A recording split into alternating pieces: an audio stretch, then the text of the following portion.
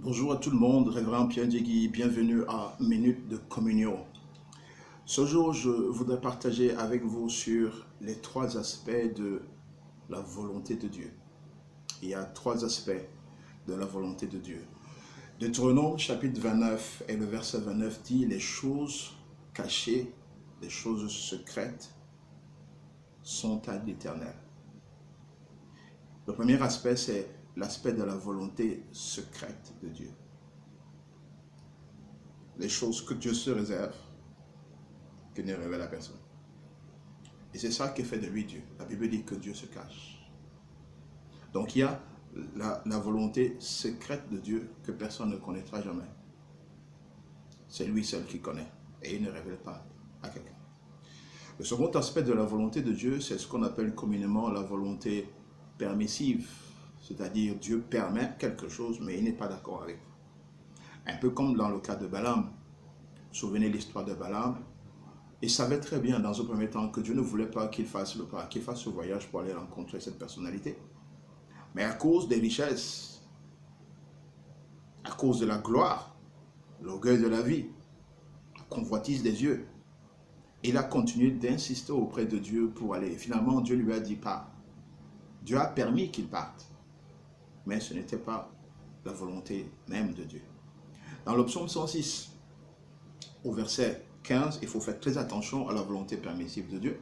Parce que la volonté permissive de Dieu, quand on fonctionne dans la volonté permissive de Dieu, il s'accompagne toujours des malheurs, il s'accompagne de la destruction. Psaume 116, le verset 15 dit « Il leur accorda ce qu'ils demandaient, puis il envoya le dépérissement dans le corps. » Dépérissement parle de destruction. Quand on opère dans la volonté permissive de Dieu, la destruction nous suit. Donc il faut faire très attention à ça. Le troisième et le dernier aspect de la communion, de la volonté de Dieu, c'est ce côté qui est révélé. Les choses révélées sont à nous. Les choses qui sont secrètes ou cachées sont à l'Éternel, mais les choses qui sont révélées sont à nous. Donc il y a la volonté révélée de Dieu, où Dieu nous révèle sa volonté. Mais il ne révèle pas sa volonté à tout le monde. Il ne se révèle pas sa volonté n'importe comment. Et il y a un moment, il y a une place de la révélation de la volonté de Dieu. Romains chapitre 12, à partir du premier verset, nous invite à offrir nos corps comme un sacrifice vivant. Plus loin, continue en disant, en nous invitant à ne pas nous conformer au siècle présent, mais permettre que nous soyons transformés dans l'esprit, dans notre intelligence. C'est alors que nous allons pouvoir discerner quelle est sa volonté, ce qui est bon, agréable et parfait. Et nous arrivons à cette place où nous découvrons ce qui est bon, ce qui est agréable, ce qui est parfait, où nous découvrons la volonté de Dieu, que Dieu révèle. Nous découvrons cette volonté parce que Dieu nous la révèle. C'est ça la volonté de Dieu. Mais ça se passe lorsque nous sommes prêts à déposer notre volonté à nous. Nous sommes prêts à déposer notre vie. Nous sommes prêts à faire ce que Dieu nous demande.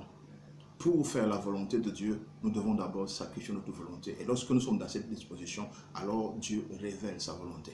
Donc il y a donc ces trois aspects pour résumer. La volonté secrète, c'est secret pour Dieu. La volonté permissive de Dieu, où Dieu t'autorise de faire quelque chose, Dieu semble être d'accord avec toi, mais il n'est pas avec toi. Et il y a surtout la volonté révélée.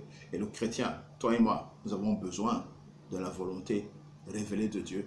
Mais ça se passe lorsque nous entrons dans un temps de communion avec Dieu, où nous déposons nos vies et nous sommes prêts à faire sa volonté. Que le Seigneur nous entraîne à cette place-là, la place de la communion. Et c'est l'un des avantages de la communion avec Dieu. Dans la communion, nous découvrons quelle est sa volonté. Et dans sa volonté, connaissant sa volonté, nous sommes sûrs que nous pouvons réussir dans tout ce que nous entreprenons. Que le Seigneur t'entraîne à cette place. Shalom.